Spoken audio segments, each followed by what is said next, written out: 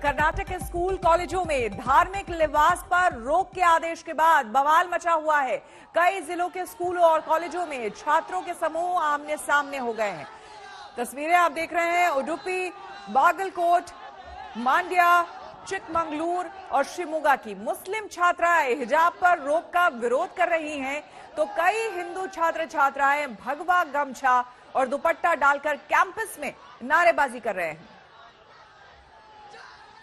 और आइए अब आपको हम दिखाते हैं कि कौन अब इस पर क्या कह रहा है। प्रियंका गांधी कहती है कि बिकनी पहने या फिर हिजाब ये महिलाओं की मर्जी है। आमने सामने अब कौन है? बसवराव बोम्मई जो कि सीएम है कर्नाटक के, बाहर जो चाहे पहने, स्कूल में ड्रेस कोड चलेगी। ये खुद सीएम कह रहे हैं कर्नाटक के कि भाई स्कूल में अगर आपको आना है तो आपको ड्रेस कोड फॉलो करना होगा। लेकिन प्रियंका इस तरफ कह रही है कि भाई महिलाएं जो भी कपड़े पहने ये उनका अधिकार है, उनका हक है। अब देखिए, एक तरफ असदुद्दीन ओवैसी और मोहसिन रजा, कौन क्या कह रहा है? नफरत के चलते हिजाब पर रोक है। असदुद्दीन ओवैसी साफ तौर पर एक राजनीतिक बयान देते हुए उन्होंने कहा है कि ये सब इसलिए हो रहा है क्योंकि नफरत है एक दूसरे के प्रति। वहीं मोहसिन रजा कह रहे हैं कि हिजाब की बात करने वाले खुद बेहिजाब हैं। ये वो लोग हैं जिनके खुद नकाब नहीं है। अब आमने सामने देखिए, मलाला यूसुफजई, मुस्लिम महिलाओं से भेदभाव बंद करे भारतीय नेता, ये मलाला यूसुफजई कह रही हैं। उधर खुशबू सुंदर कह रही है कि शिक्षा संस्थान धर्म की नुमाइश का अड्डा नहीं है।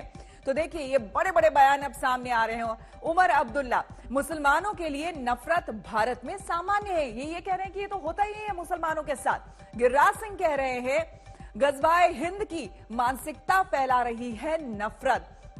तो गिरिराज सिंह ये साफ तौर पर कह रहे हैं कि दरअसल इस तरह की मानसिकता नहीं है, लेकिन उसके बावजूद देखिए किस तरह से पूरे मामले का राजनीतिकरण हो रहा है। तो उत्तर प्रदेश के चुनावी प्रचार में आपको हम बता दें कि कर्नाटक के हिजाब विवाद की अब एंट्री हो गई है। डिप्टी सीएम केशव प्रसाद मौर्य ने आरोप लगाया है कि विपक्ष से मुद्दा बना रहा है। सर, ये कंट्रोवर्सी अब देख रहे हैं हिजाब वाली चल रही, कैसे देखते हैं ओवरऑल कंट्रोवर्सी को? देखिए, ये जानबूझ करके इस प्रकार के विवाद विशेष तौर से कांग्रेस संस्कृति के पोषक लोगों के द्वारा खड़े किए जाते हैं। यह कौन सा विषय है कि अगर कोई कॉलेज अपना कोई यूनिफॉर्म का निर्धारण किया हुआ है और उस यूनिफॉर्म को पहन करके कॉलेज में जाना है, बाकी कॉलेज के बाद आप क्या पहनना है नहीं पहनना ये तो स्वतंत्रता है, लेकिन यह विवाद का विषय नहीं था। लेकिन जानबूझ करके इसको तुष्टीकरण की राजनीति करने वालों ने विवाद को खड़ा किया है। मैं यह मानता हूं कि इस प्रकार का विवाद जो खड़ा करने वाले हैं उनको जनता जवाब देगी। जब कभी भी चुनाव होते हैं, कर्नाटक में भी चुनाव नहीं है, लेकिन जब भी कहीं चुनाव होते हैं तो जनता इसका जवाब देती है। और कांग्रेस धीरे धीरे इतिहास के पन्नों में दर्ज होती चली जा रही है, लेकिन आदत से बाज नहीं आ रही। एक वीडियो भी सर वायरल हुआ, इसमें एक लड़की हिजाब में आ रही है स्कूल के अंदर, उसमें कुछ लोग भगवा झंडा दिखा रहे हैं, वो राम बोल रहे हैं, वो अल्लाह अकबर बोल रहे हैं। ये इस तरह की चीजें गलत है, इसको मैं सही नहीं मानता। और केंद्रीय मंत्री वीके सिंह इस पर क्या कह रहे हैं, आइए सुनते हैं। हमारे साथ बातचीत करने के लिए केंद्रीय मंत्री जनरल वीके सिंह जी, हिजाब का मुद्दा जो है वो अब बढ़ता जा रहा है। चेन्नई के अंदर भी उसको लेकर प्रोटेस्ट हो रहे हैं, हैदराबाद में हो रहे हैं, दिल्ली के अंदर प्रोटेस्ट हो रहे हैं। अगर आप प्रोटेस्ट करवाओगे, इंजीनियर करोगे तो सब जगह प्रोटेस्ट हो जाएगा। ये प्रोटेस्ट कौन करा रहा है? विपक्ष। लेकिन आपको नहीं लगता कि इस मुद्दे को तूल देने की जरूरत नहीं है? इसको तूल देने की जरूरत थी भी नहीं, ना ही तूल देने की कोशिश की गई है। इसको कुछ लोगों ने इंजीनियर किया है ताकि उनको फायदा मिले। लेकिन जिस लड़की ने अल्लाह अकबर के नारे लगाए, उस लड़की को 5 लाख का जो है इनाम दिया जा रहा है। देखिए, ये कौन इनाम दे रहा कौन नहीं दे रहा ये मुद्दा नहीं है। मुद्दा ये है कि हिजाब का मुद्दा उठा क्यों है।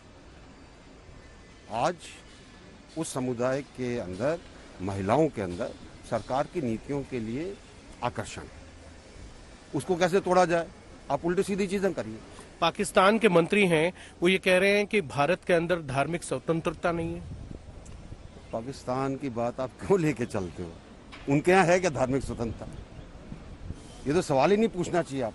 प्रियंका गांधी भी जो है इस पर बोल रही हैं, वो ये कह रही हैं कि कहीं ना कहीं इस विवाद को बढ़ाने की कोशिश की जा रही है। अगर वो खुद बढ़ा रही है विवाद को तो कोशिश कौन करेगा? वो खुद ही कर रही है। चुनावी मुद्दा तो नहीं है ये, वही है। और कांग्रेसी नेता नासिर हुसैन क्या कुछ कह रहे हैं इस पर, क्योंकि अब जबरदस्त राजनीति हो रही है। तो देखिए, अलग अलग पक्ष जो है अपनी राय रख रहे हैं। नासिर हुसैन क्या कह रहे हैं, जरा सुनिए।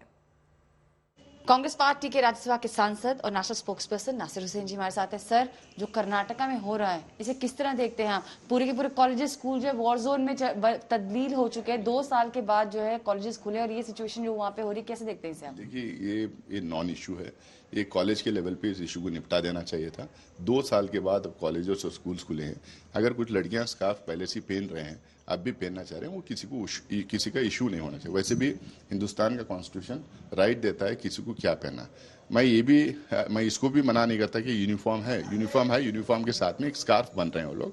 इसके साथ में जो है लोग वहाँ पर जिस तरह से ऑर्गेनाइज तरीके से लड़कियों को रोका जा रहा, ये ठीक नहीं है।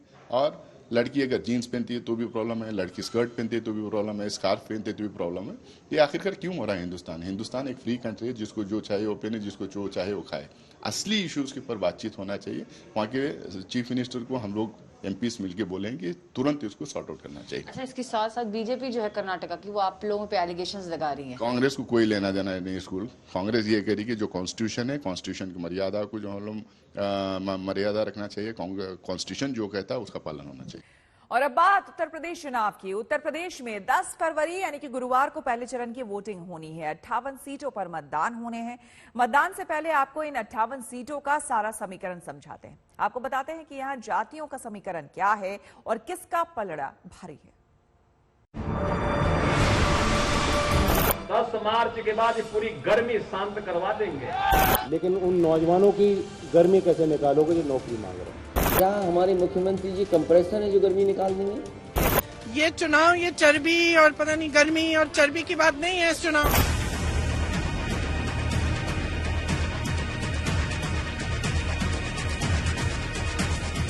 तो उत्तर प्रदेश में पहले चरण के रण का प्रचार अभियान समाप्त हुआ। अब इंतजार है उन घड़ियों का जब पहले चरण का मतदाता घर से निकलेगा और ईवीएम में कैद कर देगा पहले चरण के प्रत्याशियों की किस्मत। पहले चरण में 10 फरवरी को 11 जिलों की 58 विधानसभा सीटों पर मतदान होंगे। 58 विधानसभा सीटों पर 623 प्रत्याशी अपनी किस्मत आजमा रहे हैं। मथुरा और मुजफ्फरनगर 2 सीट ऐसी हैं जहां से सबसे ज्यादा 15 प्रत्याशी मैदान में हैं। पहले चरण में मैदान में उतरे 46% उम्मीदवार करोड़पति हैं। प्रत्याशियों की औसतन आय 3 करोड़ 72 लाख रुपए है। 156 प्रत्याशियों पर आपराधिक मामले भी चल रहे हैं। बात अगर मुस्लिम उम्मीदवारों की हो तो पहले चरण में समाजवादी पार्टी और आरएलडी के गठबंधन ने 12 मुस्लिम उम्मीदवार उतारे हैं। कांग्रेस ने 58 सीटों पर 11 मुस्लिम उम्मीदवार उतारे हैं।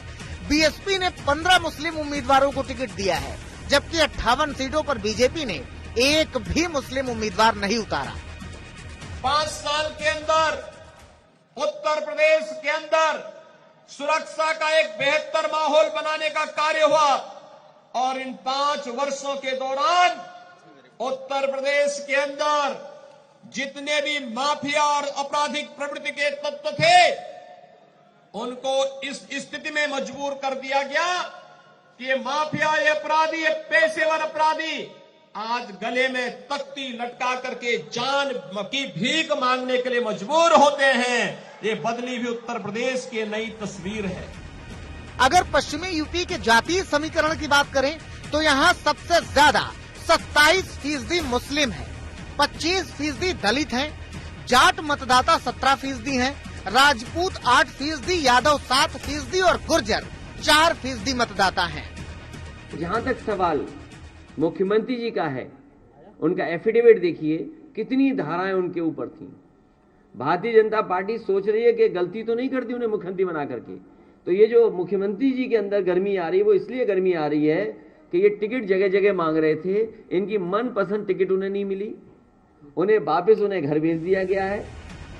बीजेपी को भरोसा है कि इस बार भी जाट उसके साथ रहेंगे और ये भरोसा इसलिए है क्योंकि आंकड़े यही कह रहे हैं।